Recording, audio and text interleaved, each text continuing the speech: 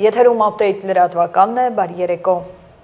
Եվ այսպես Ստրասբուրգում մեկնարկել է ԵԽԽՎ աշնանային նստաշրջանը, մասնակցում է նաև վարչապետը։ Վաղը նախատեսված է Նիկոլ Փաշինյանի ելույթը, իսկ այսօր նա լրագրողների հետ ճեպազրույցում պատասխանել է մի քանի հարցի։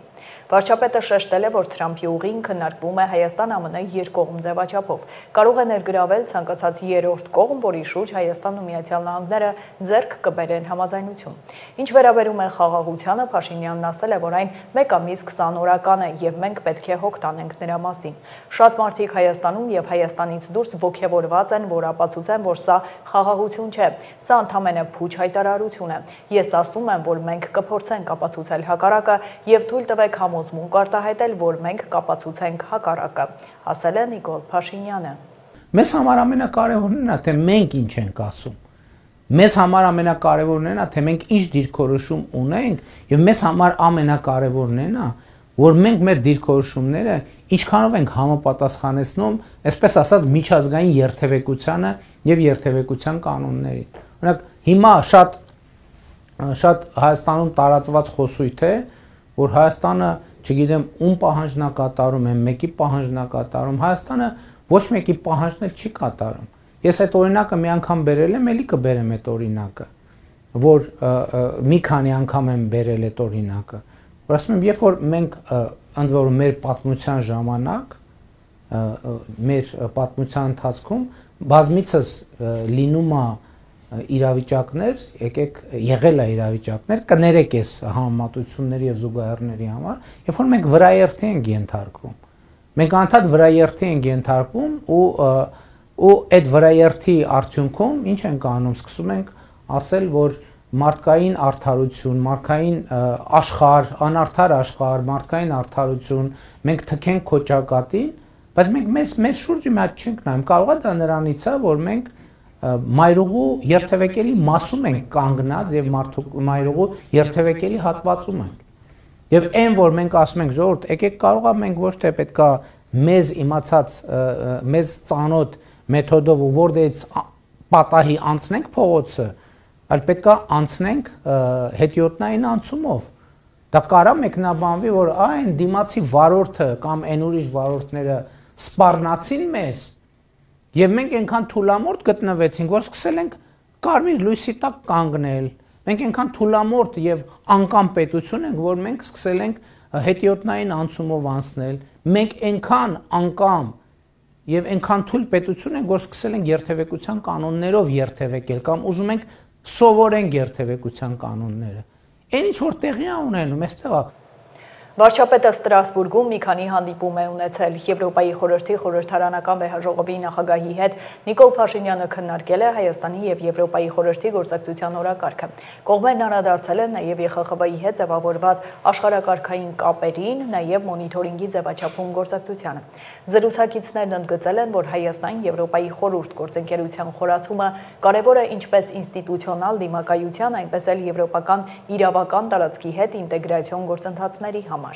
Զրուցակիցներն ընդգծել են Վաշինգտոնում խաղաղության համաձայնագրի նախաստորագրումն ու վստահություն հայտնել, որ խաղաղության հաստատումը նոր եւ նշանակալի ազդակ կհաղորդի տարածաշրջանում համագործակցության զարգացմանն ու կայունության ապահովմանը։ Ավելի ուշ վարչապետը հանդիպել է նաեւ ՄԻԵԴ նախագահին։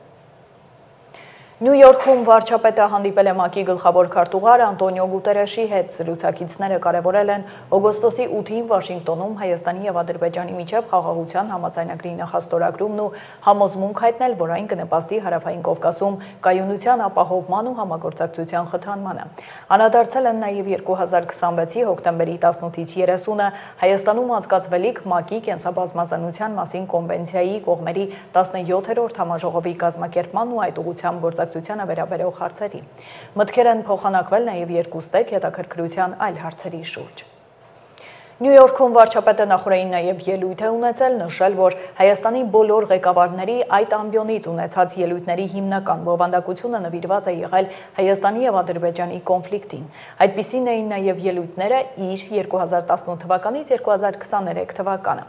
Նախորդ տարի ելույթ ունենալով Գլխավոր ասամբլեայի 79-րդ նստաշրջանում առաջին անգամ փորձել է խոսել ոչ թե կոնֆլիկտի, այլ խաղաղության մասին։ Նիկոլ Փաշինյանն ասել է, որ այդ ելույթից հետո Հայաստան-Ադրբեջան Ադրբեջան հարաբերություններում տեղի են ունեցել շրջադարձային իրադարձություններ։ Նիկոլ Փաշինյանը նաև խոսել է անհետ կորածների և Ադրբեջանի նախագահի կողմից շրջանառվող այսպես կոչված Զանգեզուրի միջանցքի մասին։ Չափազանց կարևոր է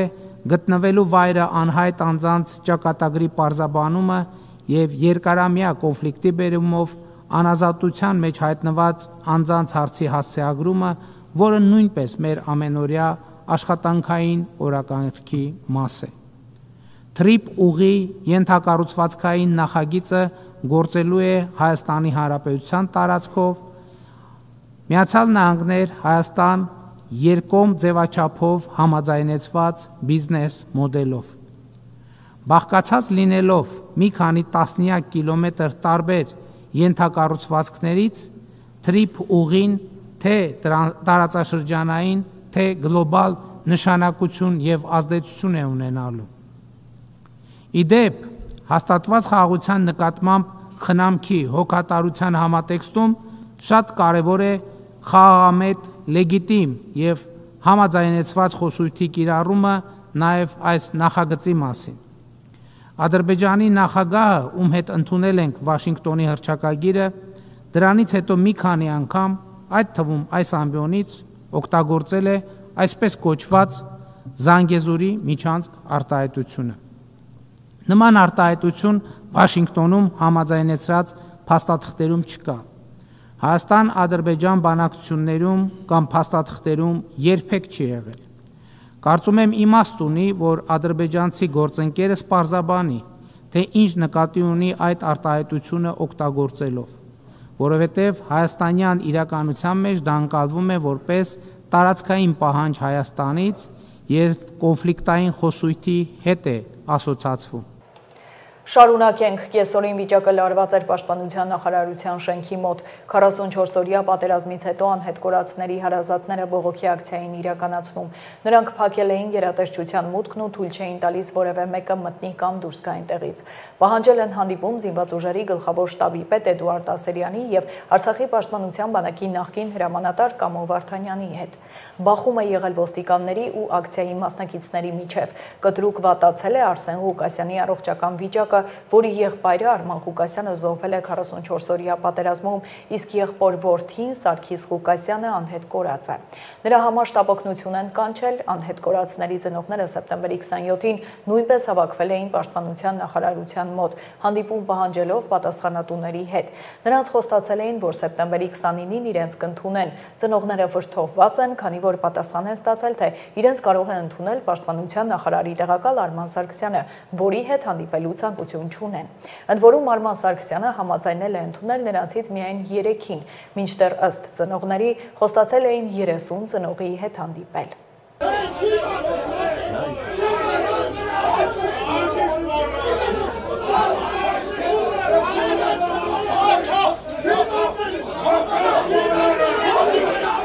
Լարվեց, որ իրանք եկան ասեցին երկու հոգի թողաներց մենք այդ արարությունն ենք անելու, որին պատասխանեցինք, ասենք, արի սաղ ծնողները դուրս կայնացեն, բա կամերաների առաջ չեմ ուզում խոսամ, քանի որ ինքը ես իրան դաժե ճիշտը որ ասեմ, որ գնդապետ է կոչումը, բայց թե ով է, ինչա ազնվությամբ չեմ ճանաչում։ Եկավ իմ ասում է, որ իրանց խորհուրդը որոշել է, որ մեզ 3 ծնողի կընդունի Արման Սարգսյանը,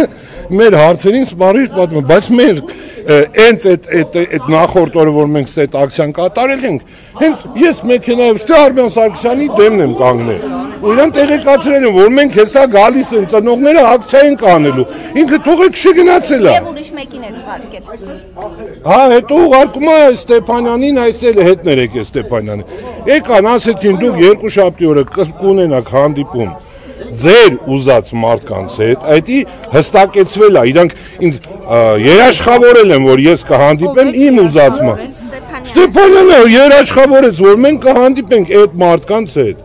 Մենք դրա համար արդեն իր խոսքը հաշվի առնելով, չնայած ես իրան շեշտեցի, ասեցի, մենք մի անգամ էլ եղել էս նմանատիպ պայմանություն, որ իրանց կողմից էլի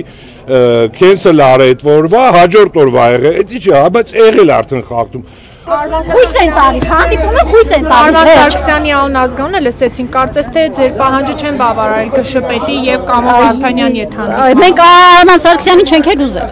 Կներեք, իսկ ով էր ասել, որ պետք է 30 հոգու ընդունեն երբեշաբթի կոնկրետ ով էր ասել։ Անուններով չգիտեմ, այդ օրը ես տեղ չեմ եղել, ամուսինս ա եղել էլ, այսօր հանդիպումներ արդեն մենք ենք եկել, բայց չեմ կարող ստույգ ասել։ 5 տարիա քաշքշում են ստեղից ընդեղ, ընդեղից ընդեղ։ Ու եկանք փակեցինք այս դարպասներեն կողմի մուտքը։ Պահանջում էինք Ասրյանին, գենշտաբի պետին, պահանջում էինք Վարդանյան Կամոյին, պահանջում էինք առաջվա գրուի պետին Մարտիկյանին, մեր տեղեկություններով ստեղ ասեցին, որ ինքը արդեն թոշակի է գնացել։ Ու լիքը հարցեր ունենք այդ մարդկանց, որ պիտի այդ պատասխաններն ստանանք, չնայած 5 տարիա ոչ մի ձևի չի բավարարել իրենց պատասխանները, բայց արդեն բոլա երիքա դանակը ոսկորին են հասցրել, նես չի որ նոր ենք զարթն է։ Ինչ դատավճիռ է սպասվում Շիրակի թեմի առաջնորդին, պարզ կդառնա հոկտեմբերի 3-ին։ Այսօր դատարանը լրացուցիչ դատալուսումներ է անցկացրել։ Միքայել Սրբազանի պաշտպանական թիմը բացարկի միջնորդություն է ներկայացրել գործը քննող դատավոր Արմինե Մելիքսեթյանին։ Դատարանը մերժել է միջնորդությունը։ Գործով դատախազը միջնորդել է Միքայել Սրբազանին ազատազրկել 2 տարի 6 ամիս ժամկետով։ Հիշեցնեմ, սեպտեմբերի 24-ին դատարանը հրապարակել է Սրբազանի վերաբերյալ վերդիկտը եւ նրան մեղավոր ճանաչել։ Ականատես եղաք այս գործի ընթացքում, ինչպես քիչ առաջ զրուցում ենք նաև գյումրեցիների հետ,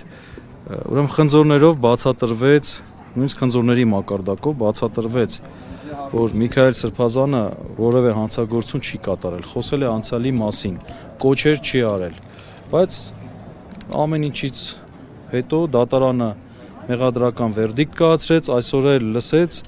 Դատախազը միջնորդեց 2 տարի 6 ամիս ազատազրկում, դատարանն էլ հեռացավ առանձին սենյակ հոկտեմբերի 3-ին հրապարակել իր դատավճիռը եւ կոնկրետ ես կանխատեսում եմ, որ ազատազրկում է տալու, որովհետեւ տեսեք, այնքան կանխատեսել են, արդեն նույնիսկ մենք մասեմ շատ պետք չի խելք ունենալ, որ չկանխատեսես։ Ակնհայտ է 2 տարի 6 ամիս միջնորդեց դատախազը, հետո դատավորը կարող է մի քիչ մարդասիրական մոտեցում ցույց տալ, 6 ամիս իջեցնել, 2 տարի սահմանել կամ 2 տարի 6 ամիսն էլ թողել։ Իմ գործընկերների մի մասը մի քիչ ավելի լավատեսական հակումներ ունեն, բայց հաշվի առնելով այս դատավորի նույնիսկ այն պարզունակ խախտումները եւ այսօրվա մի նիստի ժամանակ էլ դա հատուկ ընդգծեցինք, որ նույնիսկ տարական իրավունքի հետ կապված հարցեր դատարանը չի բավարարում։ Տարական հարցեր, որ իր պարտականությունն է։ Եվ սա ցույց է տալիս մի բան, որ դատավորը թելադրվում է քաղաքական նկատառումներով եւ բնականաբար այս որոշումը չի կայացվում այս դատարանի շենքում։ Ցավալի է, բայց դա փաստ է։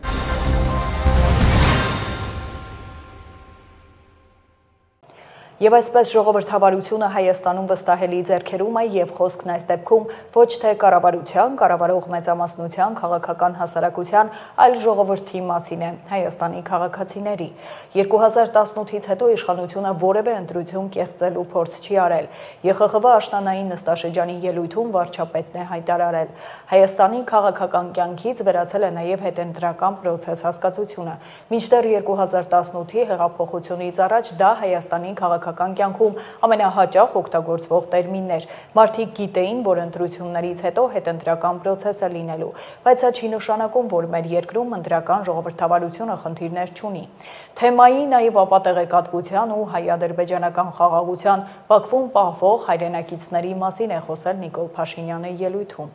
Հայաստանում որոշ ուժերի կողմից ընտրակաշառքի պրակտիկան շարունակում է կիրառվել։ Խնդիրը այստեղ ոչ միայն այն է, որ իրավապահներից մեծ ջանք է պահանջվում նման դեպքերը բացահայտելու համար, այլև չկան գործնական մեխանիզմներ ընտրությունների արդյունքների վրա ընտրակաշառքի ազդեցության չափը պարզելու համար։ Եվ որպես հետևանք ընտրակաշառք բաժանած ուժերին քաղաքական եւ ընտրական պրոցեսից դուրս թողնելու գործնական մեխանիզմները կամ բացակայում են կամ անորոշ են, մյուս կողմից էլ նման մեխանիզմների գործարկումը կարող է մեկնաբանվել որպես ընտրությունները վերահսկելի դարձնելու փորձ։ Չնայած ընտրակաշառքով մանտատ ստացածների ներկայությունը խորհրդանում կամ տիմերում ընկալվում է որպես ժողովրդավարության անպաշտպանություն, երբ ժողովրդավարության գործիք ընտրությունները փողի գործադրմամբ օգտագործվում են ընդդեմ ժողովրդավարության։ Սրան գումարվում է ապատեղեկատվությունը, իսկ Հայաստանի դեպքում դա առավել խնդրահարույց է, որովհետև լրատվական ռեսուրսների մեծ մասը գտնվում է 2018 թվականի հեղափոխությամբ իշխանությունից հեռացված, իսկ ներկայումս որպես ընդդիմություն հանդես եկող ուժերի տնօրինման ներքո, ովքեր իրենց ապօրինաբար կուտակած հարստությունը ապօրինի գույքի բռնագանձման գործընթացից փրկելու համար դրանց մի մասը ծախսում են ապատեղեկատվության տարածման վրա։ Շատ դեպքերում նրանք աջակցություն են ստանում իրենց համախոհ արտերկրյա ուժերից։ Ապատեղեկատվության այս արշավի դեմ գործնական միջոցների ձեռնարկումը կարող է մեկնաբանվել որպես խոսքի ազատության սահմանափակման փորձ, իսկ գործողությունների բացակայությունը դիտարկվում է որպես ժողովրդավարության խեղճություն, անպաշտպանություն, երբ ժողովրդավարության գործիք խոսքի համացանցի ազատությունը փողի գործադրմամբ օգտագործվում է ընդդեմ ժողովրդավարության։ Նման իրավիճակների թվարկումը դեռ կարող եմ շարունակել, եւ սրանք խնդիրներ են, որոնց մի մասը գոյություն ունի ոչ միայն Հայաստանում։ Ելույթին հաջորդած հարցու պատասխանի ժամանակ վարչապետն արձագանքել է հարցին, ինչ տարբերություն կա այսպես կոչված Զանգեզուրի միջանցքի մասով Հայաստանի եւ Ադրբեջանի ընկալումների միջև։ Նման արտահայտություն չկա, չի եղել եւ համոզված եղեք, որ չի լինի Հայաստանի եւ Ադրբեջանի համաձայնեցրած որևէ փաստաթղթում, ասել է Նիկոլ Փաշինյանը։ Վարչապետը հիշեցրել է ՄԱԿ-ի ասամբլեայի 80-րդ նստաշրջանի ամբիոնից եւս ստիպված է եղել անդրադառնալ այս խնդրին եւ այս համատեքստում եւս մեկ անգամ հիշեցրել է, որ խաղաղությունը խնամք է պահանջում, իսկ խնամքի շատ կարևոր ատրիբուտ է լեգիտիմ համաձայնեցված բառապաշարի գործածումը։ Ես կխնդրեի բոլոր այն գործընկերներին, ովքեր հետաքրքրված են թեմայով կամ առավել եւս պատրաստվում են հրապարակային խոսել այդ թեմայով, բացարձակապես դժվար չի այդ մեկ էջանոց պլյուս մի քանի էջ փաստաթուղթը կարդալ։ Իսկ ինչ կիմանանք մենք այդ փաստաթուղթը ընթերցելուց։ Կիմանանք, որ ձեր նշած խոսույթը ընդհանրապես գոյություն չունի եւ բացակա է այդ փաստաթղթերում։ Տեսեք, ես էլի ուզում եմ ընդգծել, դուք օգտագործում եք Զանգեզուրի միջանցք արտահայտությունը։ Որտեղից այդ արտահայտությունը ձեզ։ Որտեղ եք կարդացել այդ արտահայտության մասին։ Նման արտահայտություն չկա, չի եղել եւ համոզված եղեք չի լինի Հայաստան-Ադրբեջան համաձայնեցված որևէ փաստաթղթում։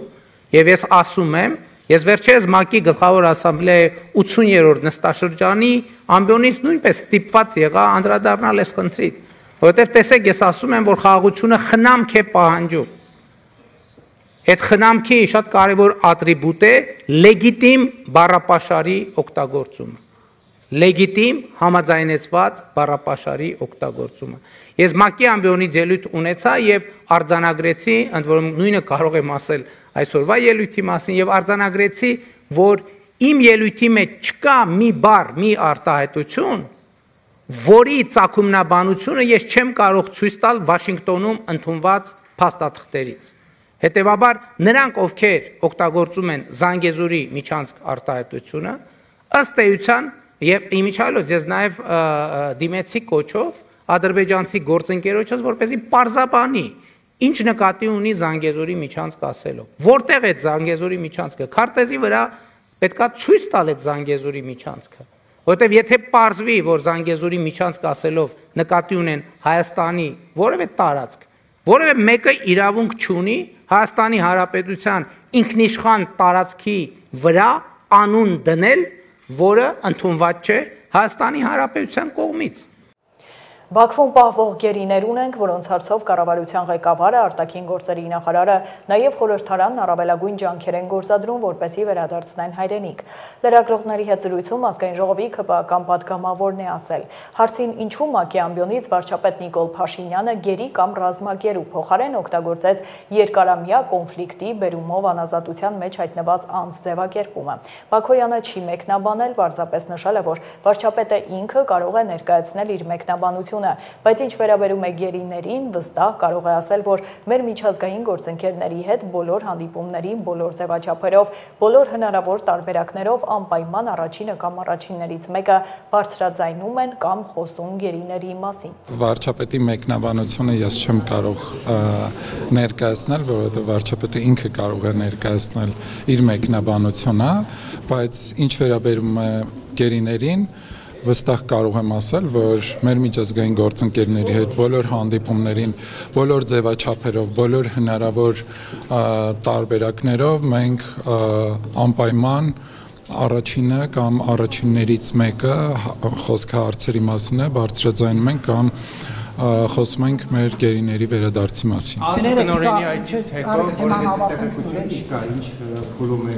խոսվել այդ մասին գերիների վերաբերյալ, որևէ հաղորդագրություն չտարածվեց, այսինքն հանրությունը չիրազեկվեց, ի վերջո Փայլակ ջան, կան աշխատանքներ, որոնց կարծում եմ այդ աշխատանքները հանրայնացնելը կարող է process-ին վնասել եւ այն աշխատանքները, տեսեք, աշխատանքները չեն դադարում եւ մեզանից չի, որ 100% կախված է եւ մենք ենք որոշում վերադարձի մասով, բայց մենք առավելագույն աշխատանք իրականացնում ենք, որպեսզի վերադարձնենք Բաքվում պահվող մեր հայրենակիցներին եւ այդ ուղղությամբ կրկնում եմ եւ խորհրդարանը եւ կառավարությունը առավելագույն աշխատանք են իրականացնում։ Պաշտպանության նախարարությունը հաղորդագրություն է տարածել վարչական համալիրի մոտ ակցիա իրականացրած քաղաքացիների վերաբերյալ տարածված տեղեկությունների մասին։ Նշվում է, որ գլխավոր շտաբի պետ Էդվարդ Ասերյանն ընդունել է քաղաքացիներին։ Հանդիպումը տևել է մի քանի ժամ։ Ակցիայի մասնակիցների նկատմամբ Պաշտպանության նախարարության ծառայողները դրսևորել են հարգալից վերաբերմունք։ Բիշտ ուժի կիրառման դեպք չի արձանագրվել։ Ակցիայի որոշ մասնակիցներ ռազմական ոստիկանության ծառայողների ուղղությամբ շշեր են նետել, ինչպես նաև այլ առարկաներով տարբեր գործողությունների դիմել, տեսանյութերն առկա են, ինչին ի պատասխան ռազմական ոստիկանության ծառայողների գործողությունները շարունակել են մնալ հարգալից, ասված է հաղորդագրությունում։ Վարժական հավաքներից խուսափողները քրեական հետապնդման կենթարկվեն։ Ազգային ժողովում պաշտպանության փոխնախարարն է հայտարարել կարգի խստացման մասին։ Արման Սարգսյանն ասել է, որ օրենքների նախագծերը քննարկվել են համապատասխան հանձնաժողովում, ստացել դրական եզրակացություն։ Ընդդիմությունն էլ հայտնել է մտահոգությունները նախագծի առնչությամբ, հարց բարձրացրել, ինչու են խուսափում ծառայությունից, կան մեծագույն խնդիրներ, որովհետև խուսափումները շատ են։ Ընդդիմադիր պատգամավորը նկատել է, որ կեցության պայմաններն ուղղակի ահավոր վիճակում են, փոխնախարարն էլ արձագանքել է։ Արդեն 2 տարի է, 2-3 տարի է 25-օրյա վարժական հավաքների հետ կապված կառավարությունը բազմաթիվ փոփոխություններով հանդես է գալիս։ Բայց որ հետևում ենք այդ փոփոխություններին, բոլորը խստացումներ են, բոլորը հստակեցումներ են, որովհետև քաջ գիտակցում ենք, որ 25-օրյա վարժական հավաքների հետ կապված կան մեծագույն խնդիրներ։ Ազգային ժողովի նիստերի օրակարգում էր նաև ընդդիմադիր Հայաստան խմբակցության նախագիծը, որը վերաբերում է հայոց ցեղասպանությունը, նաև Հայաստանի կողմից կամ միջազգայինորեն ճանաչված ցեղասպանությունը կամ մարդկության դեմ ուղղված հանցագործությունները հրապարակայնորեն հերքելու, մեղմացնելու, հավանություն տալու, արդարացնելու կամ դրանց վտանգավորությունը նսեմացնելու պատժին։ Իշխող ուժը նախագիծը կեղծ է որակում, խորհուրդ է տվել դադարեցնել ֆեյք օրակարգեր գեներացնելը։ Ըստ էության ընդդիմությունը իր հերթական կեղծ օրակարգն է բերել եւ փորձում է, այսպես ասած, օրակարգեր գեներացնի, որովհետեւ ըստ էության ընդդիմությունը, որը ոչնչացած է մասնավորապես օգոստոսի 8-ին կնքված շրջադարձային փաստաթղթերից հետո, անընդհատ օրակարգեր թեմաներ է փնտրում իր քաղաքական գոյությունը մինչև այս գումարման վերջ պահպանելու համար, եւ սա հերթական ուրեմն այդ դեպքերից մեկն է, ոնց որ մի քանի օր առաջ այս դահլիճում լսումներ էին, այդ լսումներն էլ հերթական կեղծ, ֆեյք օրակարգն էին, ոչնչի մասին օրակարգեր, ինչի մասին որ մեր հանրությունը ըստ էության հենց լսումները նայելով հասկացավ, թե ինչեր է, ինչ խայտառակություններ այստեղ կատարվում։ Եվ հիմա էլի կեղծ օրակարգ է բերվել, առայն թե բա ցեղասպանությունը փորձում են մերժել, արտահայտություն հնչեց, որ տոտալ քարոզչություն է տեղի ունենում ցեղասպանության դեմ։ Սա խայտառակություն է ուղղակի, որովհետև ամբողջությամբ նա կեղծ է այս թեզը եւ այն դիտարկումը, որ մենք պետքա նայենք ինքներս մեզ եւ հասկանանք, թե ինչ է մեզ հետ տեղի ունեցել պատմական տարբեր ժամանակաշրջանում, այդ պատմական իրողության հերքման մասին չի։ Սա ինքնահայեցման մասին է եւ առաջին հերթին այն մասին է, որ մենք նայենք եւ տեսնենք, թե պատմական տարբեր ժամանակաշրջանում ինչեր են մեր հետ տեղի ունեցել, որ այլևս երբեք տեղի չունենա եւ մենք կարողանանք կանխել նման ողբերգությունները մեր ժողովրդի հետ տեղի ունեցած։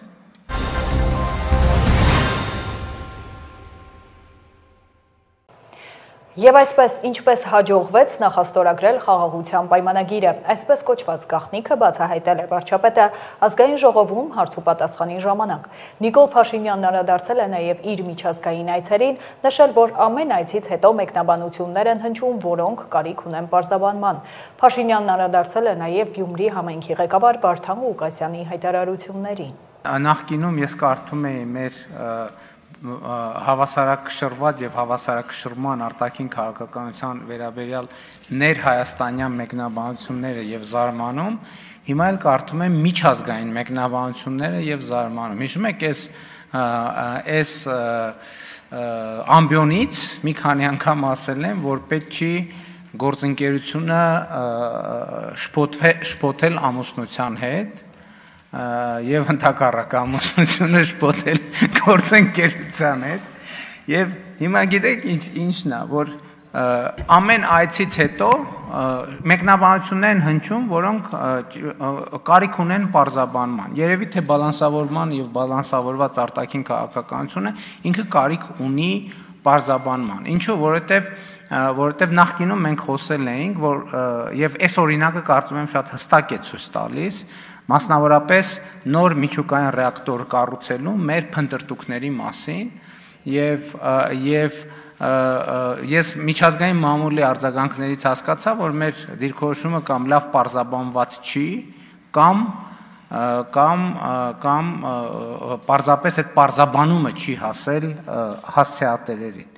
Մենք կայացրել ենք ռազմավարական որոշում, որ մեր հաջորդ միջուկային ռեակտորը լինելու է փոքր մոդուլային։ Մենք դա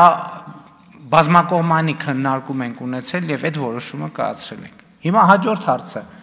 ում հետ ենք մենք կառուցելու, ում հետ ենք գործընկերություն անելու։ Մենք մեր բոլոր գործընկերներին, ովքեր նման բան ունեն, նման տեխնոլոգիա ունեն կամ կարող են ունենալ, մենք բոլորին հարցրել ենք, ասել ենք դուք կնեղսրտեք, եթե մենք այս թեման քննարկենք նաև մյուսների հետ։ Բոլորը ասել են, որ ոչ։ 44-օրյա պատերազմի հանգամանքներն ուսումնասիրող քննիչ հանձնաժողովի զեկույցը լիակումար նիստեր մտցնելու իրավական հիմք չկա։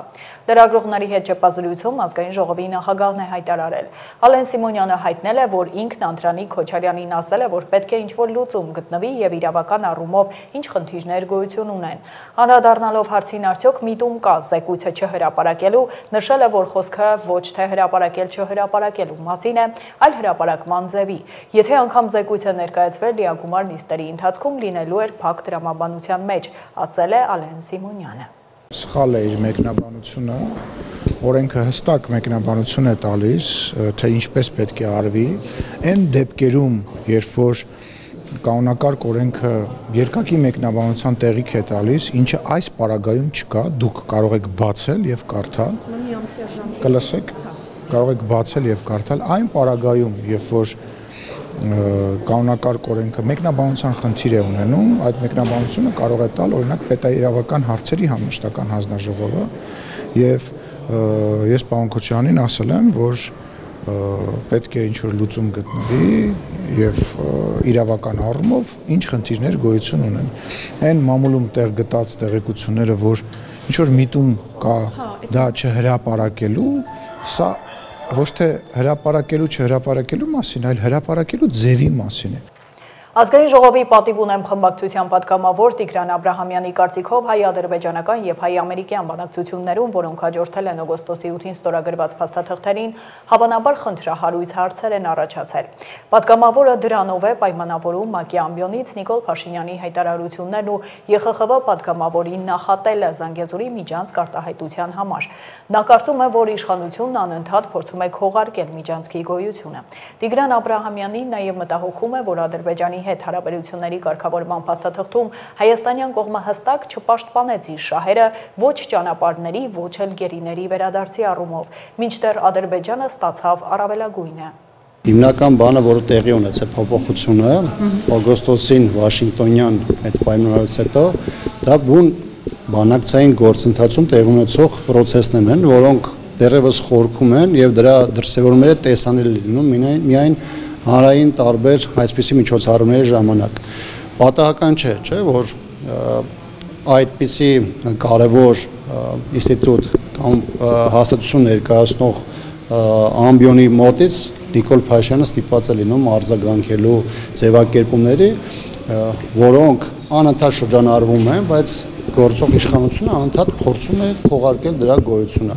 Այսինքն այն, որ նաև այստեղ մեր հասարակական քաղաքական դաշտում խոսվում էր այսպես կոչված Զանգեզուրի Միչանսկի մասին, դա նրանից չէ, որ դա Հայաստանում էր հորինվել, մտածվել, դա նրանից էր, որովհետև դա անընդհատ շրջանառության մեջ էին մտցնում Թուրքիան եւ Ադրբեջանը, եւ դրանք նաև միջազգային տարբեր հարթակներում հնչեցվող եւ դրա ներքո ներկայացվող որոշակի հիմնավորումների արդյունք էին։ Ազգային ժողովի պատիվ ունեմ խմբակցության ղեկավար Հայկ Մամիջանյանը ելույթ է ունեցել ԵԽԽՎ լիագումար նիստում Հունգարիայի կողմից Եվրոպայի խորհրդի անդամակցության պարտավորությունների կատարումը թեմայով զեկույցի քննարկման ժամանակ։ Անդրադարձել մի շարք փաստերի, որոնք ցույց են տալիս Հունգարիայի իշխանության վարքագծային օրինաչափությունները։ Նա մի շարք փաստեր է հիշատակել, նշել, որ Հունգարիայի իշխանությունը պարտավոր է ներողություն խնդրել հայ ժողովրդից։ You all know that the Armenian army lieutenant Gurgen Markaran was murdered. Բոլորդ գիտեք, որ դեռևս 2004 թվականին Հունգարիայում անցկացվող ՆԱՏՕ-ի միջոցառման ընթացքում ադրբեջանցի մասնակիցը քնած վիճակում կացնարելով սպանեց Հայաստանի զինված ուժերի սպա Գուրգեն Մարկարյանին։ 2012 թվականին Հունգարիան այդ մարտահրավերին արտահանձնեց Ադրբեջան, որտեղ նրան անմիջապես ներում շնորհվեց, ինչպես նաև տրվեց նոր զինվորական կոչում եւ բնակարան։ Այդ ժամանակվա Եվրոպայի խորհրդի գլխավոր քարտուղարը հայտարարեց, եւ ես մեջբերում եմ։ Դատապարտված մարտահրավերին պատվելը եւ նրան հերոսի վերածելը անընդունելի է։ Այնուամենայնիվ, մինչ օրս Հունգարիայի իշխանությունները որևէ պաշտոնական ներողություն չեն հայտնել։ Նրանք պարտավոր են ներողություն խնդրել հայ ժողովրդից։ 5 տարի անց Ադրբեջանի կողմից փողերի լվացման սխեմայի քննության արդյունքում պարզվեց, որ հենց 2012 թվականին Սաֆարովի արտահանձնման օրերին ավելի քան 9 միլիոն ԱՄՆ դոլարի փոխանցումներ են կատարվել Հունգարիայի մայրաքաղաք Բուդապեշտում գտնվող MKB բանկի հաշվին։ Ես հատուկ օգտագործեցի վարկագծային օրինաչափություններ արտահայտությունը։ Այս տարի, երբ Եվրոպական միության անդամ երկրները որոշեցին Հայաստանին տրամադրել ոչ մահաբեր ռազմական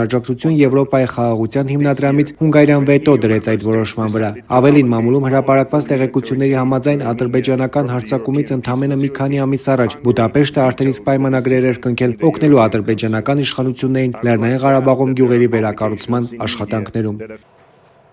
Շարունակենք, մարզային բուժկենտրոններն անցել են առողջապահության նախարարության ենթակայության տակ, որևէ բուժկենտրոն չի փակվելու։ Անահիտ Ավանեսյանն է հայտարարել, նշել, որ պետությունն ունի նպատակ այդ բժշկական կենտրոնների օգնությամբ մաքսիմալ որակյալ ծառայություններ մատուցել։ Նախարարը փառատել է մտահոգությունները, նշել, որ որևէ կենտրոն չի փակվելու, չի կրճատվելու, բոլոր մարզային կենտրոնները շարունակելու են գործել նույն շենքերում, տեղակայման վայրերում։ Ավանեսյանը նաև հավելել է, որ նախաձեռնության նպատակն է ունենալ միասնական տրամաբանությամբ եւ ծախսարդյունավետությամբ կառավարվող հիմնարկներ, որպեսզի գումարները, որ վճարվում են ծառայությունների դիմաց, ոչ թե տրամադրվեն կառավարչական, վարչական ուռճացված ծախսերը բավարարելուն, այլ կոնկրետ ծառայություններ սպասարկելուն եւ բնակչությանը որակյալ բուժօգնություն տրամադրելուն։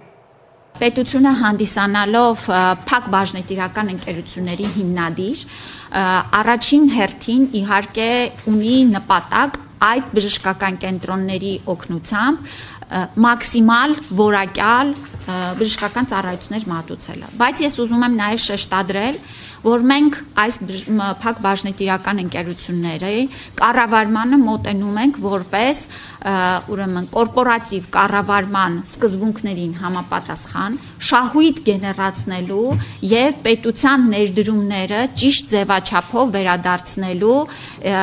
մեծացնելու եւ ընդլայնելու տրամաբանության մեջ։ Ես սա շեշտադրում եմ, որովհետեւ մեր ընդհանուր համակարգի գործունեությունը եւ ֆինանսավորման սկզբունքը այնպիսին է, որ մենք ծառայությունը գնում ենք անկախ նրանից դա պետական բժշկական կենտրոն է, մասնավոր բժշկական կենտրոն է, մենք ունենք հստակ չափորոշիչներ ծառայության որակին վերաբերելի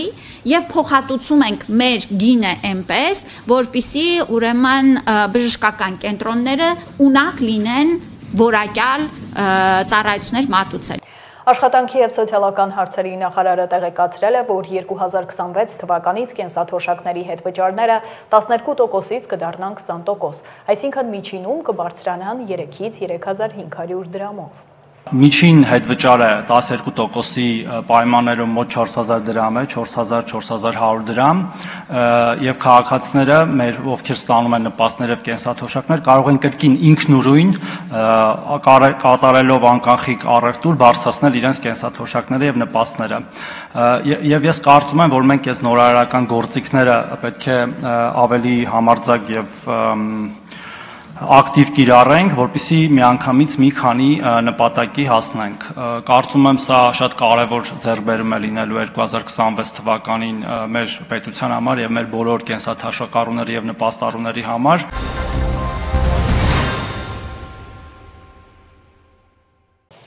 Եվ այսպես Դանիայում հանդիպել են Հայաստանի և Ադրբեջանի ղեկավարները Նիկոլ Փաշինյանն ու Իլհամ Ալիևը կարծրուցել են Կոպենհագենում Եվրոպական քաղաքական համայնքի գագաթնաժողովի շրջանակում։ Կողմերն ընդգծել են Թրամփի նախաձեռնած Վաշինգտոնի խաղաղության գագաթնաժողովի պայմանավորվածությունների նշանակալիությունը, վերահաստատել պատրաստակամությունը, շարունակելու աշխատանքը խաղաղության հետագա ամրապնդման ուղղությամբ։ Հայաստանի վարչապետն ու Ադրբեջանի նախագահը կարևորել են տարածաշրջանում տրանսպորտային հաղորդակցության օգուտները, քննարկել Ադրբեջանի տարածքում ենթակառուցվածքների զարգացման և Հայաստանի տարածքում TRIP նախագծի իրականացման առաջընթացը, մտքեր են փոխանակել Վաշինգտոնի հռչակագրի իրագործման շուրջ։ Այս մասին առավել հանգամանալից դիտեք վերլուծական հատվածում։ Շարունակենք։ Վարչապետը Դանիայում հանդիպել է արտերկրի գործընկերների հետ, այդ թվում Եվրոպական խորհրդարանի նախագահի, Ֆրանսիայի ու Չեռնոգորիայի նախագահների հետ։ Ավելի ուշ Նիկոլ Փաշինյանը մասնակցել է Եվրոպական քաղաքական համայնքի 7-րդ գագաթնաժողովին։ Երկրների առաջնորդներին դիմավորել է Դանիայի վարչապետը, ապա կայացել է գագաթնաժողովի լիագումար նիստը, որին հաջորդել է մասնակիցների համատեղ լուսանկարը։ Այլ թեմաներ 44-օրյա պատերազմի հանգամանքներն ուսումնասիրող քննիչ հանձնաժողովի զեկույցը կքննարկվի ոչ թե լիագումար նիստում, այլ փակ լսումների ընթացքում։ Ազգային ժողովի նախագահն է հայտարարել։ Հանձնաժողովի նախագահ Անդրանիկ Քոչարյանն էլ անդրադարձել է Ալեն Սիմոնյանի պնդմանը, թե հանձնաժողովի զեկույցը ներկայացնելու ժամկետները խախտված են, հետևաբար այն չի կարող ներկայացվել լիագումար նիստում։ Զեկույցը պետք է մտնի լիագումար նիստ, եթե այլ տարբերակով է քննարկվում, նշանակում է զեկույց չկա, ասել է Քոչարյանը լրագրողների հետ զրույցում։ Վերջին հաշվով նպատակը, զեկույցի նպատակը ունենալ զեկույց, ցանկացած լուծում իրավական պետքա ձգտի ինչ-որ նպատակի։ Մեր նպատակը ունենալ զեկույց, որի մասին անընդհատ խոսում են, եւ ամեն ինչ անում են, որ այդ զեկույցը հանկարծ չհայտնվի։ Հիմա լավ, տեսեք, ընդդիմությունը մի հատ ձեն չի հանում։ Ժողովուրդն անդադ գրում այսօր էլ ինչ-որ բանագրեր են, որում արդեն շատ հիմնավորված ինչ-որ կոնսուլտացիաներ կան եւ նաեւ տեղեկատվություն զեկույցից։ Lurrer.com-ը ումն է։ Կա այստեղ ինչ-որ մեկը, նրանք էլ արտատպել են այլ բանով եւ այլն։ Խնդիրը դրա մեջ չի։ Նպատակը զեկույցն է, զեկույցը կա։ Զեկույցը իհարկե, պարոն Սիմոնյանը ճիշտ ասում, sense թե նենց հասարակության համար հասանելի պիտի դառնա։ Գամ անալոգիան դրա, փաստավակ խմբի 5 զեկույց, որի տակ իմ բոլոր 5-ի տակ իմ ստորագրությունները կան։ Ընդ որում մեկն է, որի ընդունումից հետո Համլետ Թեթևոսյանի լուծարվեց փաստավակ խումբը, բայց զեկույցները հրապարակելուց հետո միեդի որոշման մեջ փաստավակ խմբի զեկույցներին նայել, չէ՞ հղումները։ Պատկերացնում եք, եւ հիմա այս զեկույցը սենց մենք դարձնենք ֆուտբոլի գնդակ, սենք տաշել։ Որոշում կա այս ամենի մեջ, կամ Քոչարյանը։ Չէ, ես չեմ տեսնում այդ սիրուր։ Բա ի՞նչն է խնդիրը, պարոն Քոչարյան։ Խնդիրը իրավականա կգտնեք լուծում, ինչի մասին է խոսում։ Ազգային ժողովում կայացել է առողջապահական հանձնաժողովի նախագահի ընտրությունը։ Քաղաքացիական պայմանագիր խմբակցությունը պաշտոնում առաջադրել էր Հռիփսիմե Հունանյանի թեկնածությունը։ 107 պատգամավորից փակ գաղտնի քվեարկությանը մասնակցել է 61-ը։ Անվավեր քվեաթերթիկներ չեն եղել, բոլորը կողմ են քվեարկել։ Նշեմ, որ Հռիփսիմե Հունանյանն աշխատել է որպես բուժքույր, չունի բարձրագույն կրթություն։ Որոշումն ընդունված է, շնորհավորում եմ Տիկին Հունանյան եւ հաջողություն եք մաղթում։ Մինչև այդ հնչել են ելույթներ, պատգամավորներն արձագանքել են միմյանց նախորդի հայտարարություններին։ Պատերազմի զոհերից փարաքարի դեպքեր ու Ռոբերտ Քոչարյանի արձակուրդ, իշխանությունն ու ընդդիմությունն այսօր էլ շարունակել են մեղադրել միմյանց կատարվածի ու չկատարվածի համար։ Մելնար Վարդանյանը երեգես ամբյոնը սենց անում, ասում է, մեր խմբակցությանը դիմելով ասում է, դե կներեք էլի, որ ձեր նման երջանիկ չենք, կներեք, որ չենք հաշտվում Ղարաբաղի կորստի հետ, չենք հաշտվում 5000 զոհերի հետ։ Նախ ենթադրում եմ, որ Տիկին Վարդանին ի սկզբանե չի երջանկացրել զոհերի 3900-ը չգերազանցող թիվը եւ երջանկության համար Տիկին Վարդանը որոշել է այդ թիվը մեծացնել սարքել 5000, որպեսզի իրավամբ երջանիկ զգա իրան։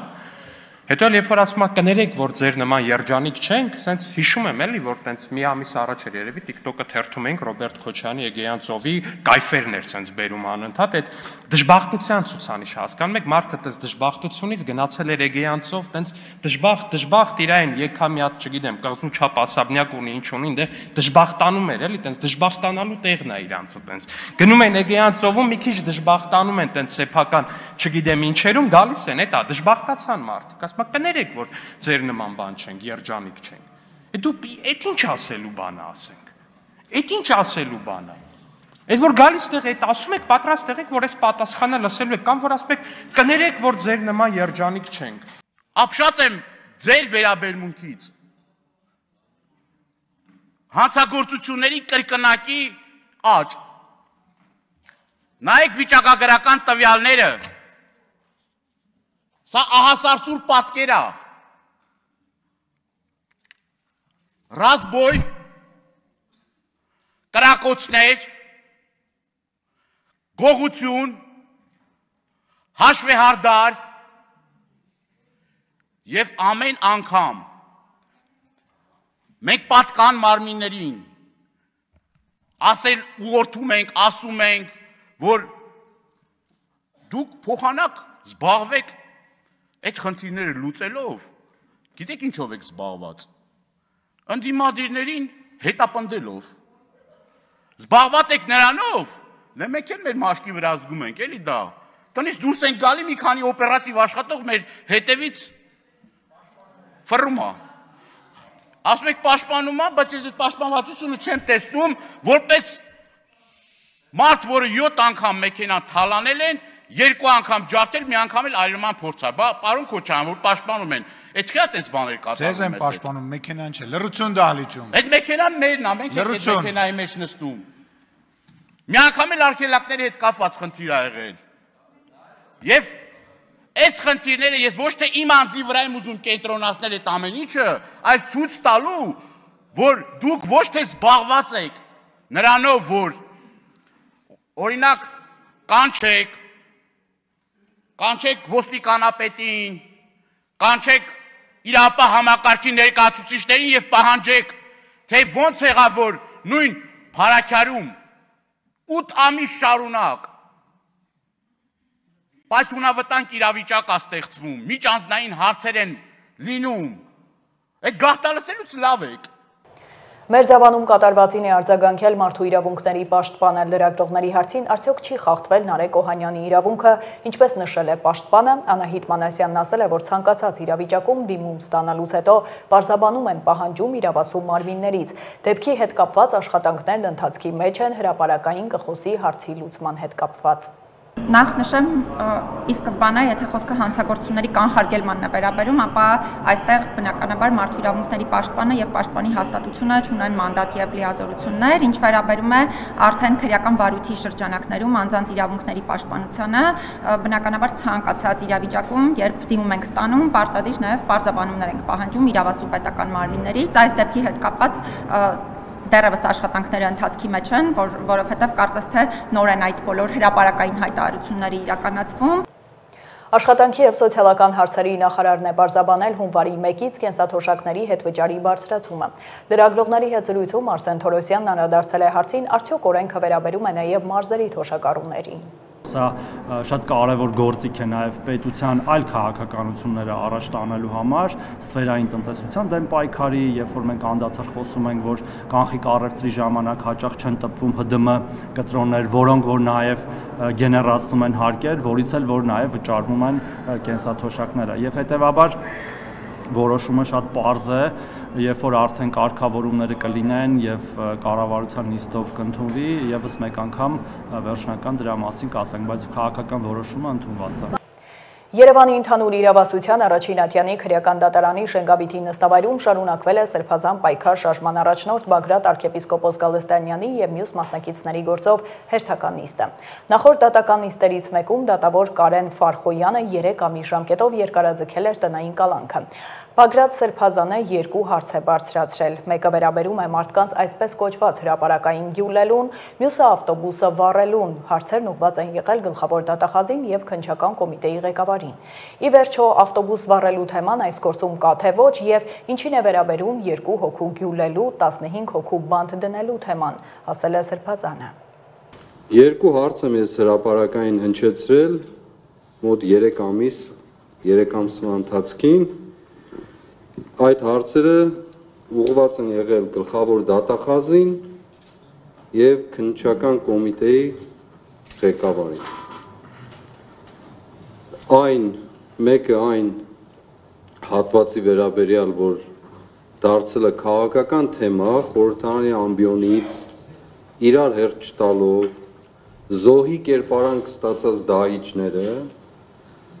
անընդհատ խոսել են հենց այդ 2 հոգու գյուլելու եւ 15 հոգու բանտ դնելու մասին, որը տեսակ որ բացարձակ կապ չունի որևէ թեմայի հետ։ Երկրորդը, որ անընդհատ հնչել է, ավտոբուս վառելու թեման է։ Հիմա ես հրապարակային հարցնում եմ առիթից օգտվելով այն անձանց, ովքեր հանդես են գալիս որպես մեղադրող, ում շնորհավորում եմ իմիջիայլոց, որ օրեր առաջ նաեւ կոչում ստացան, մեդալ ստացան, այո, դուք կարող եք մեզ շնորհակալություն հայտնել այդ թեմայով եւ Միքայել Սրբազանին եւ վստահ եմ նաեւ առաջիկային Սամվել Կարապետյանին։ Ուրեմն ավտոբուս վառելու թեման այս գործում կա թե չկա։ Կա։ Հա։ Ուրեմն երկրորդը ինչին է վերաբերում 2 հոգու գյուլելու, 15 հոգու բանտ դնելու թեման։ Մնացածների մասին չեմ ասում, որ թե ինչպես նենգաբար, ամբողջությամբ նենգափոխված, որտեղ ձեռք չի տվել գրել եք չի լսվում, որտեղ ձեռք է տվել փոխել եք, հələ դրանց կգանք, այդ փաստական ապացույցներին վստահ եմ դուք ասելիք ընդհանրապես չեք ունենալ, եթե մնացիք իհարկե։ Բայց իմ ասելիքը նաև հետևյալն է։ Ուզում եմ, որ ժողովուրդ նախ ուզում եմ շնորհակալություն հայտնել։ Շատ շնորհակալություն բոլորիդ։ Այստեղ է նաև Կանադայի հյուպատոսը։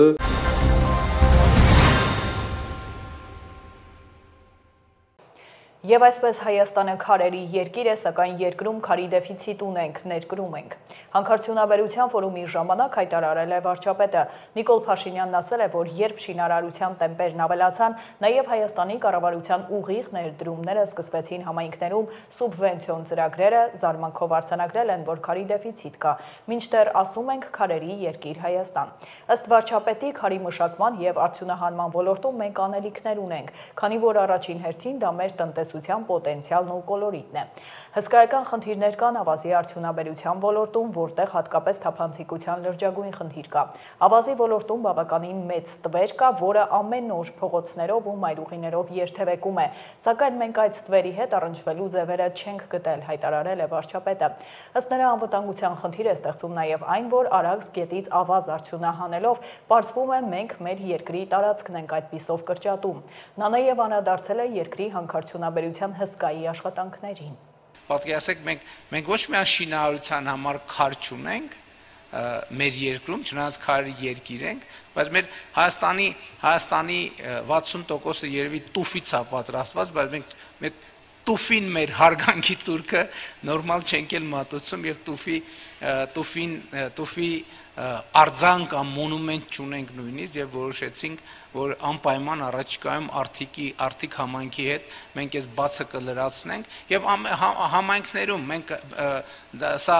նախ բնության հետ հաղորդակցվելու շատ կարևոր ձև է եւ նաեւ արժեվորելու եւ նաեւ մեր ուշադրությունը հրավիրելու եւ նաեւ մեր խոսույթները մեր իրականության հետ համապատասխանեցնելու, ել չեմ ասում, որ շինարարության ոլորտում իհարկե քարի ներկրումը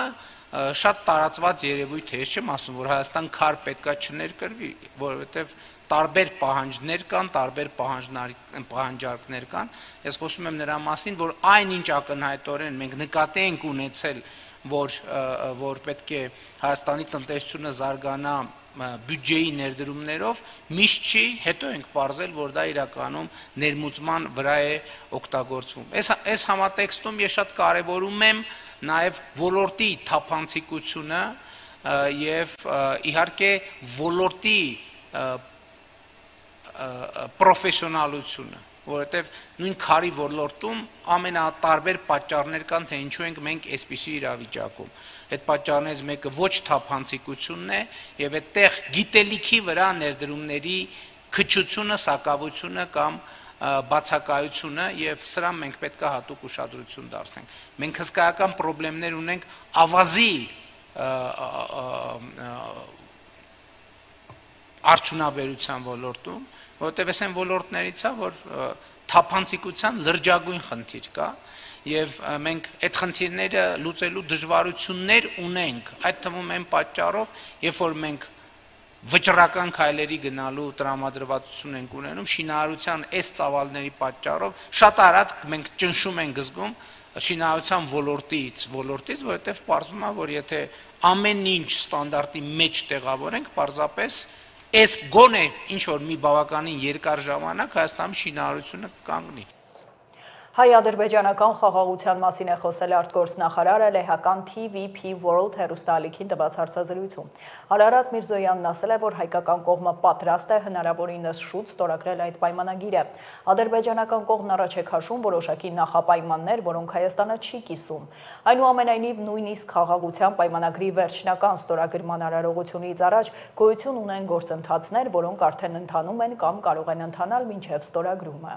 We are ready. The text was finalized in March this year, earlier. Մենք պատրաստ ենք։ Տեքստը վերջնականացվել է ավելի վաղ, այս տարվա մարտին։ Այժմ այն նախաստորագրված է եւ մենք պատրաստ ենք հնարավորինս շուտ ստորագրել այդ պայմանագիրը։ Ադրբեջանական կողմն առաջ է քաշում որոշակի նախապայմաններ։ Մենք չենք կիսում այդ օրակարգը։ Այդուամենայնիվ, նույնիսկ խաղաղության պայմանագրի վերջնական ստորագրման արարողությունից առաջ գոյություն ունեն գործընթացներ, որոնք արդեն ընթանում են կամ կարող են ընթանալ մինչև ստորագրումը։ Օրինակ, մենք քննարկել ենք միմյանց նկատմամբ ավելի հանդուրժող լինելու հնարավորությունը կամ նույնիսկ ավելին միջազգային հարթակներում համագործակցության հեռանկարները։ Դուք կարող եք պատկերացնել, թե ինչպիսի ծանր բեռ է կուտակվել տարբեր հարթակներում, փաստաթղթերում, կոնվենցիաներում, որտեղ մենք ունեցել ենք վերապահումներ, հատուկ կարծիքներ եւ այլն։ Մենք համատեղ դիմել ենք ԵԱԿ կառույցներին, խնդրելով փակել Մինսկի գործընթացի կառույցները։ Սա արդեն իրագործված քայլ է։ Կա նաև պետական սահմանի զատման գործընթացը։ Այն վաղուց է մեկնարկել։ Մենք արդեն սահմանազատել ենք սահմանի 12 կիլոմետրը։ Այսպիսով կան գործընթացներ, որոնք արդեն ընթանում են եւ կան նաև քայլեր, որոնք դեռևս առջևում են։ Տասնամյակներ տևած հակամարտությունը կուտակել է նաև ծանր հոգեբանական բեռ։ Երկու կողմերում էլ առկա է արյան պատմություն ու հիշողություն։ Կարծում եմ հասարակությունների շրջանում հավանաբար երկու կողմում էլ դեռևս պահպանվում է զգուշավորություն։ Հաշտեցման գործընթացը ժամանակ է պահանջելու։ Խաղաղությունն, ինչպես արդեն նշեցի, հաստատվել է, սակայն այն երկուստեք պահանջում է մշտական խնամք եւ ամենօրյա ջանք։ Այս համատեքստում պետք է նշեմ, որ ցանկացած կողմի ագրեսիվ հռետորաբանությունը որևէ կերպ չի նպաստում գործընթացին։ Շարունակենք Շիրակի թեմի առաջնորդը 2 տարով կազատազրկվի։ Երևանի առաջին ատյանի ընդհանուր իրավասության քրեական դատարանը դատավոր Արմինե Մելիքսեթյանի գլխավորությամբ հրապարակել է Միքայել Սրբազանի դատավճիռը։ Հիշեցնեմ, սեպտեմբերի 24-ին դատարանը հրապարակել է Սրբազանի վերաբերյալ վերդիկտն ու նրան մեղավոր ճանաչել քրեական օրենսգրքի 422-րդ հոդվածի 2-րդ մասով իշխանությունը զավթելու, տարածքային ամբողջականությունը խախտելու, ինքնիշխանությունից հրաժարվելու կամ սահմանադրական կարգը բռնի տապալելուն ուղղված հրապարակային կոչերի համար։ Դատարանը վճռեց Գևորգ Միքայել Աղաշիցի Աջափանյանին մեղավոր ճանաչել Հայաստանության քրեական օրենսգրքի 442-րդ հոդվածի 2-րդ մասով նախտած արարքում եւ որպես պատիժ նշանակել ազատազրկում 2 տարի ժամկետով։ Բաժի սկիզբը հաշվելով հաստատի արգելանքի վերցնելու պահից։ Մեղադրի նկատմամբ ընտրված խափարմիջոց կալանքը թողնել անփոփոխ մինչև դատավճռի օրինական ուժի մեջ մտնելը։ Արտավարդային փաստաթղթերը պահել վարույթի նյութերի հետ։ Դատավճռը կարող է բողոքարկվել վերքնիչ քրեական դատարան, դատական ակտը ստանալուց հետո 1 ամսյա ժամկետում։ Իսկ հայտարարում փակված։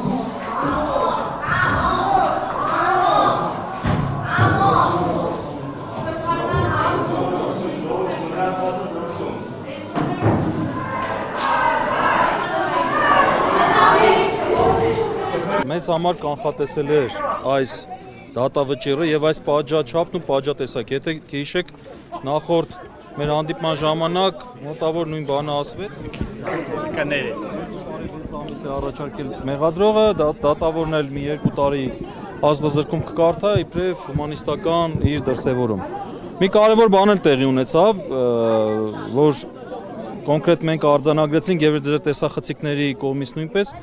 Միքայել Սրբազանը մեղադրվում էր քրեական օրենսգրքի 422 հոդվածի 2-րդ մասով նախատեսված արարք կատարելու համար։ Այսօր դատանը կարդալուց նրան մեղադրեց 442 հոդվածի 2-րդ մասով։ Լրիվ ուրիշ հոդված։ Ինչի մասին։ Այս հոդվածը լրիվ ուրիշ բանի մասին է, վերաբերում է պաշտոնատար անձի կողմից ապօրինի ձեռնարկատիրական գործունեությանը մասնակցելու։ Դատարանը ուրիշ հոդվածի մասին խոսեց հիմա։ Այսինքն լեգիտիմ չի այս վճիռը։ Տեսեք, մենք հիմա միասին արձանագրեցինք, որ դատավորը վերդիկտով մեղավոր էր ճանաչել 422 հոդվածի համար, հիմա դատավճիռ կարդաց 442 հոդված կարդաց։ Ձեր տեսաձայնագրությունները որ դիտեք կտեսնեք, ուրիշ հոդվածի մասին խոսեց։ Գեղարքունիքի մարզի առաջին ատյանի ընդհանուր իրավասության դատարանում շարունակվել է Ազատի կացարանում հրդեհի գործով դատաքննությունը։ Հիշեցնեմ, օգոստոսի 21-ին դատարանը կրտսեր սերժանտ ՌՄ-ին այս գործով դատապարտել էր 3 տարվա ազատազրկման։ Նիստը լարված է անցել, դատարանը հարցաքննել է կացարանի 15 զոհված ինձարայողներից մեկի Հայկ Կիրակոսյանի ընկերուհուն Սյուզանա Զաքարյանին։ Հարցաքննությունն անցել է առանց տեսանկարահանման։ Տուժողների ներկայացուցիչ Նորիկ Նորիկյանն ասել է, որ դեպքի օրը ժամը 24:30-ին Հայկը խոսել է ընկերուհու հետ եւ գործի վարույթի շրջանակում ձեռք բերված նյութերով հիմնավորվում է, որ ընկերուհու հետ խոսելուց 10 րոպե անց հրդեհը բռնկվել է։ Այստեղ էլ է կասկած առաջանում, չէր կարող Հայկը հեռախոսով խոսել ընկերուհու հետ ու դրանից 10 րոպե հետո բռնկված հրդեհից շմոլ գազով թունավորվել ու այրվել։ Նորիկյանը հակասական ցուցմունքների շարքից է համարել նաեւ հրդեհից փրկված ինձարայողներից Գարուշ Սարգսյանի դռնով, այլ ոչ թե պատուհանով դուրս գալու հանգամանքը։ Նշեմ, որ տղաների հարազատները պաշտոնական վարկածին չեն հավատում։ Ցավոք սրտի իրականացված քննությունը, թեև պետք է ընդգծել, որ քննության ընթացքում իրականացվել է 2 անգամ քննչական փորձառություն, բայց ամբողջությամբ չի հերքվել կամ անխոցելի կերպով չեն բերվել այնպիսի փաստարկներ եւ ապացույցներ, որ Գարուշը, ինչպես այսօրվա դատական նիստում արձանագրվեց այդ մասին, դուրս չի եկել զինվորական կացարանի դռնից, որովհետև տեսեք, միայն այն հանգամանքը եւ առաջին անձը չի, որ նման ցուցմունք է տվել կամ նման տեղեկություն է հայտնել զոհված ինձարողների ծնողներին, այո, մշտապես եղել են մի քանի ովքեր ընդգծել են, որ Գարուշը Սարգսյան դուրս է եկել դռնից եւ ոչ թե ճաղավանդակներից։